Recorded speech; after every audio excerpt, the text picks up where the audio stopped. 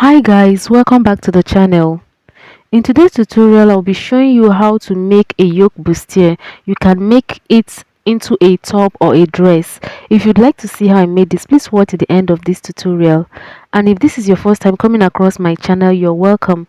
Please subscribe if you're here to subscribe, and don't forget to give this video a thumbs up. So displayed on the screen are the major measurements I'll be using for this, and I have my pattern paper for the front and the back. And if you look at it, you see that the front pattern paper is longer than the one for the back by 2 inches, and this is because I will be taking an underarm dart on the front. Okay, so let's get into today's tutorial. So I've ruled out some major measurements, and the first line there is my shoulder line. To 9 inches is the chest line, 10 inches is the bust point line, 13.5 inches is the under bust line, and 16.5 inches is the half length, and I have half inch joining allowance after that line. On the shoulder line, I'm going to impute 3 inches and then 8 inches, and on the 8 inches point I'll come down by 1 inch for the shoulder slope, and then I'll connect this 1 inch I came down by to the 3 inches point I noted earlier, and this is for the front shoulder slope.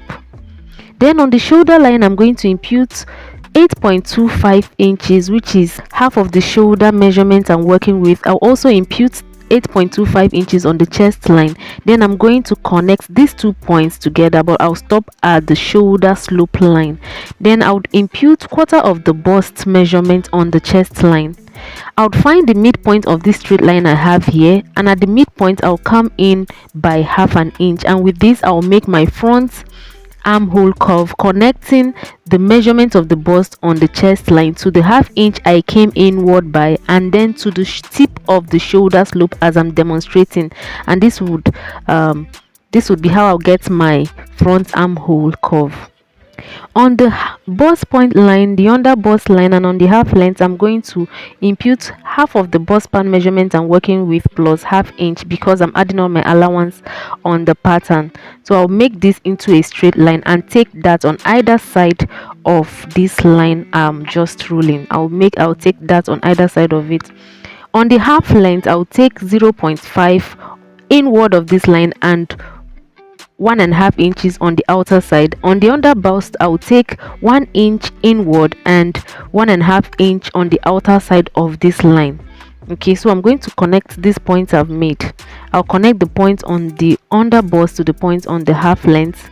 I would also do the same for the other side. Okay, so on the half length I took a total dart of 2 inches, and on the under bust I took a total dart of 2.5 inches. Okay, so the bust on the under bust is more than what I have on the waistline. Now I'll come down from the bust point line by 3/4 of an inch, and then I'll connect my dart legs on the under bust to this 3/4 of an inch I came down by, as I've just demonstrated. Then I'm going to measure what I want for my yoke.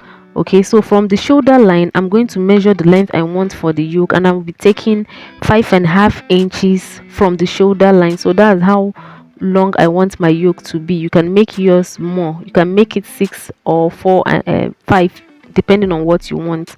So I've ruled across this line. Then I'm going to find what I have on my shoulder slope. I'll find the midpoint of this line I have on my shoulder slope. I'll note that, and then I'll connect this point I noted to the bust points. Okay, on this line on the bust point like this. This is because I want to take an over bust dart on this yoke line. Okay, so inward of this line I'm taking half inch dart, and the outer side I took 1 inch dart, making it a total of 1.5 inches that taken from this 5.5 inches line I made. Okay, so I'm just taking a dart. This is to tighten, okay, so that it doesn't gape at the top. Remember, we are adding a yoke, so that's why I'm taking a dart there. So the total dart I took from this point is 1.5 inches, and I connected it to the bust point line, but half inch before the bust point line. Okay, so now I'm going to start taking my body measurements. I would impute my bust measurement, and I'll check what will be removed from the dart when cut on the chest line. I replaced that. Then I would add extra 1 inch for joining the center front and the side front together.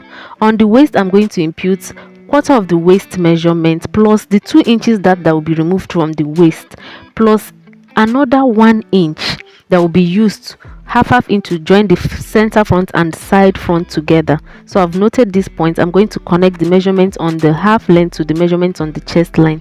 Then I'm going to take my sewing allowance. Remember, I said I'm adding all my allowances on the pattern, so I'm taking 1.5 inches allowance for the side seam on the chest line and on the half length, and I'll connect as shown. So I'll also at the upper part, the dart that I'm going to remove, I'm going to replace it to avoid shortage. So I'm going to extend after the armhole 1.5 inches this way and connect, and then I'm going to connect this down to the chest line to form a new armhole curve.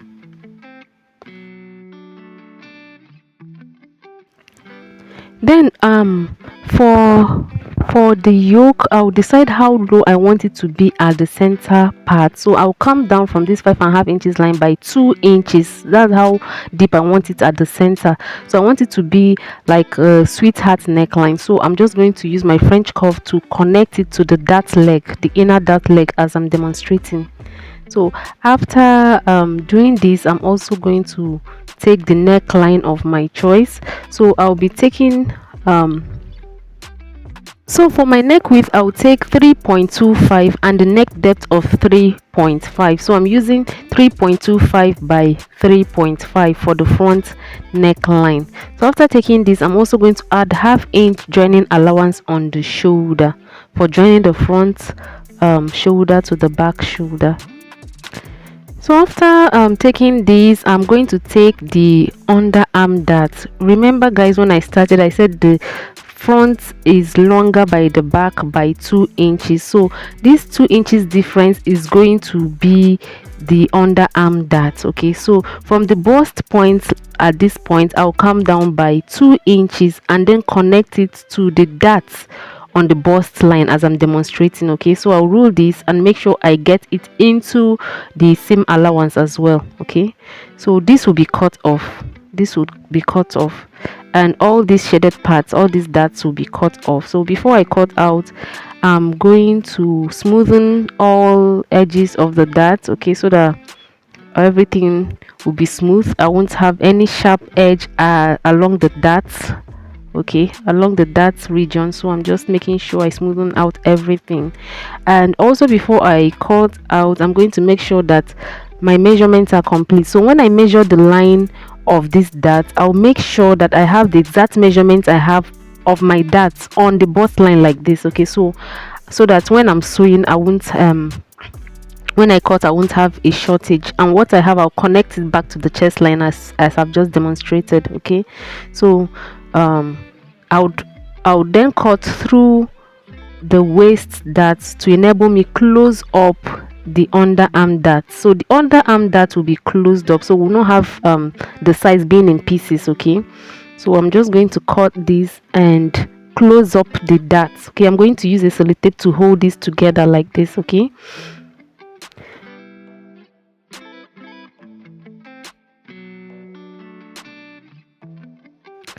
so after closing up this underarm dart, I'll just go ahead and cut out the remaining part. So before I cut out this dart, the over bust dart, I'll also make sure that the dart leg inward is the same length as the outer one. So the inner one is shorter, so I'm extending to make sure I have the same thing, but I won't be cutting it on this because I don't want to tamper with my yoke. So after cutting out the yoke, I'll be able to replace the shortage I have. So just watch what I'm doing. So I'll go on and cut out my yoke before I contour that part. Okay, so now that I've cut out my yoke, I'm going to bring a fresh paper and just attach it here. Okay, so I'm going to glue them together and then measure my dart again and measure what I have on that other dart leg here and extend it this way, you know, to avoid shortage when joining. Okay, so that when I'm sewing I won't have any problem. I'm going to connect it back to the center front as I've just demonstrated. Then I'll go on and cut out this front part. So at the top part, I will be adding half-inch allowance, okay, at the top this way and at the top this way. Okay, for the sewing I'll do the same at the yoke. So for the back, I have my back pattern and I have a zipper allowance of 1.5 inches. The back half length is 15 inches plus extra half inch for joining allowance, okay, making it 15.5. So using the 3-inch 8-inch standard for shoulder slope, at the 8-inch point for the back shoulder slope I came down by half inch. I usually use half inch for the back shoulder slope, and I'll connect it to the 3-inch point. Then I'm going to impute 8.25 inches, which is half of the shoulder measurement, on the shoulder line and on the chest line, and connect the 2 points just like I did for the front when I was drafting the front part. So I'm going to connect and stop at the shoulder slope this way. Then I'm going to measure what I have on this straight line, find the midpoint, then impute quarter of the bust measurement on the chest line and connect the 2 points together for the back armhole curve. For the back armhole curve, I didn't come in by half inch, okay. Then I'm going to use my bust span measurement to take a simple waist dart. My bust span measurement is 7.5 divided by 2 is 3.75 inches. So that is the line I've ruled out like this. And from the chest line I came down by 1 inch, and I'll be taking 1.5 inch on either side of this line. I'm taking a simple shoulder dart for simple waist dart for the back parts, okay. Then to eliminate zip bulge, on the zip allowance I came in by 3/4 inch, and I'll be connecting it on the chest line towards the chest line like this. So this will be cut off. Then from the remaining shoulder zip allowance, I'll remeasure 1.5 inches to complete my zipper allowance and connect as shown. Then from this new zip allowance, I'm going to impute quarter of the waist measurement plus 1 inch for that on the waist and connect it to the measurement on the chest line. I'll also take 1.5 inches side seam allowance like I did for the front and connect, okay. So for my yoke, I'm going to be using the same measurements, 5.5 inches. That's what I took for the front part. And for how deep I want it at the center back, I will be coming as low as 7.5. Okay, so this depends on what you want, and I'll connect these 2 points together, the 5.5 at the armhole region to the 7.5 I have at the center back. So just watch what I'm just doing. So this is for my yoke, my back yoke. For the back neckline, I'm going to be using the same neck width 3.25 inches and the neck depth of 1.5 inches for the back neckline. So I'm just going to curve out my neckline. I'm also going to take half-inch joining allowance on the shoulder. Okay, I did the same thing for the front, so I'm doing the same thing for the back. Okay, so I'll go ahead and cut this out. Okay, so I'll be adding 0.5 inches along the side I'll cut for the yoke, for both the yoke and the main fabric. Okay, so if you are watching up to this point and you're yet to subscribe to this channel, please click the subscribe button now to subscribe, and also turn on the notification bell so you'll be notified every time I upload a new video. And don't forget to like this video. Thank you.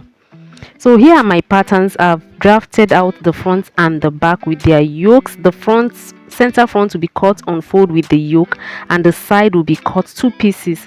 So because of the underarm that's taken, when you place it on the seam for the back, everything matches. Okay, so here is a quick one on how you can pad with your wording. So I have a detailed tutorial on how you can pad a princess dart bustier, and I'll be dropping the link in the description box. But since this is a yoke bustier, so I'll just also want to show how you can cut your wording for it. So I have the one for the center front on fold, and you make sure that the wording is getting to the under bust line. So that's where this wording is stopping, and I'm trimming out the rest so that it's the same with what I have on my for the center front. Then from the top part, I'm going to come inward by ½ inch and cut out. You do not want your wording to get into your seam allowance, so I'm trimming off by ½ inch. Okay, so when you look at it this way, I've just removed ½ inch from the top. Okay, so for the side one, I also have my wording on fold, and I'm noting the under bust line to cut out a piece I would use to cut for the side front. Okay, to pad the side front. So now I'm placing, you can see how I placed it. I'm just going to trim all I have at the side, okay, the same side where it will be joined to the center front, and then along my bust line I'm going to measure 4.5. Okay, so that's how wide it's going to be, and I'm just going to trim this off like this, so you can see what I'm doing. And then at the top part as well, I'm going to remove 1/2 inch. Okay, I'm just noting my bust line on the wording. I'm going to cut off 1/2 inch like I did when I was cutting the one for the front, and I'll trim it. Okay, so this is what I have. Okay, so this is how your wording should be, and I'll be ironing the fusible part on my fabric.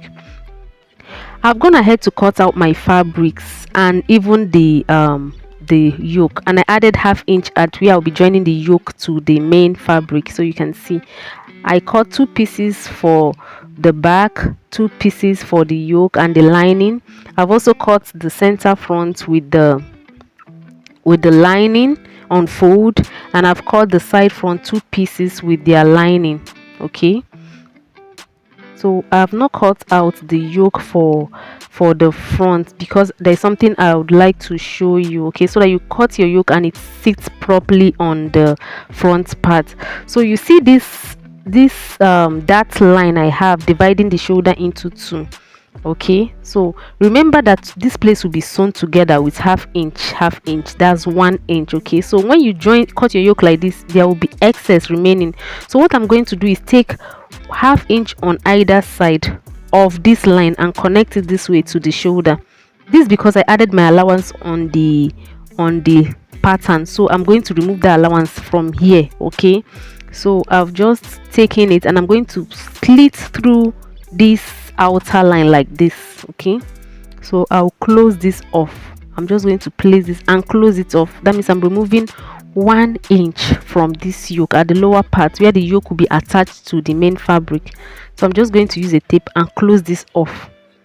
Okay, so I'm going to tape this together this way, and before then I place it and cut out my yoke. Okay, so for the front yoke I'm going to put it on fold, and at the part that will be attached to the main fabric I'll be adding 1/2 inch allowance. Okay, so you need that 1/2 inch allowance for joining the yoke to the main fabric. So you see me taking in my 1/2 inch allowance, then every other thing will be cut the same as the pattern except for this 1/2 inch I just added at the lower part.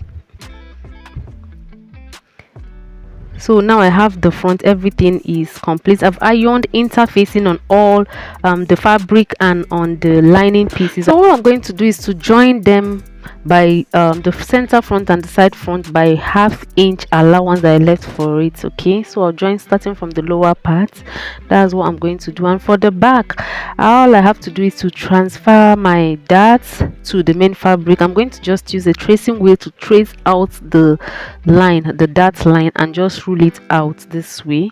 Okay, so I'll do the same for the other parts. I'm going to just trace out where my dart is going to be from my pattern to my main fabric and just mark it out. Okay, so that's just it. If you don't have a tracing wheel, all you have to do is just measure. You transfer your dart, just measure what you have. Okay, I'll be sewing 1/2 inch on either side of this line. Okay, so my dart is 1/2 inch on both sides of the bust span line.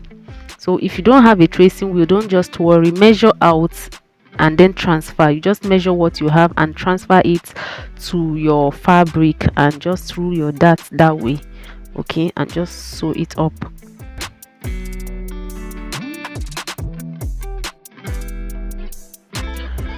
So I've sewn in the darts for the back. Okay, so the next thing will be to attach the yoke to the back this way, but I'm going to reduce the yoke at the center back. This is because I have zip allowance of 1.5 inches, and I'm going to use 1/2 inch to turn the zipper side with the lining to close off that part. So I'm going to reduce the zip allowance on the yoke by 1/2 inch.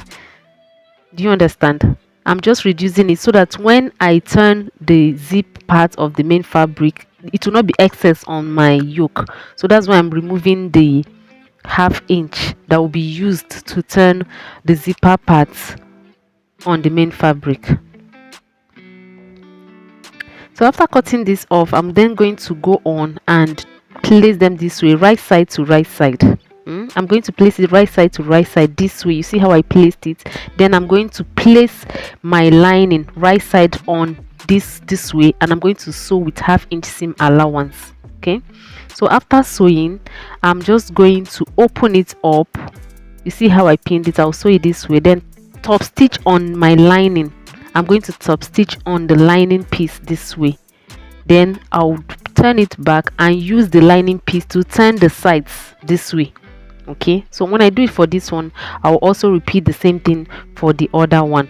And here is my front. I've joined them, the center front and the side front, and I've notched and ironed properly so it will relax very well. So you see what I have, I've sewn them together. It's now one piece. The front is now one piece. I've done the same for my lining. I notched my seam and ironed properly. Then this is my yoke. After sewing this way, I'm going to attach the yoke to it. So this is how it's going to be. Then I'm going to place it right side to right side. But for the front yoke, I'll start sewing from the center point, the center front this way. You see what I'm demonstrating.